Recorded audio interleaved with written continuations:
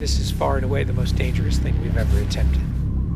We're gonna shoot it in Norway, and it'll be a motorcycle jump off a cliff into a base jump.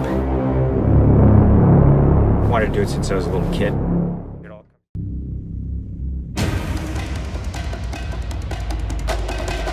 Three, two, one, action!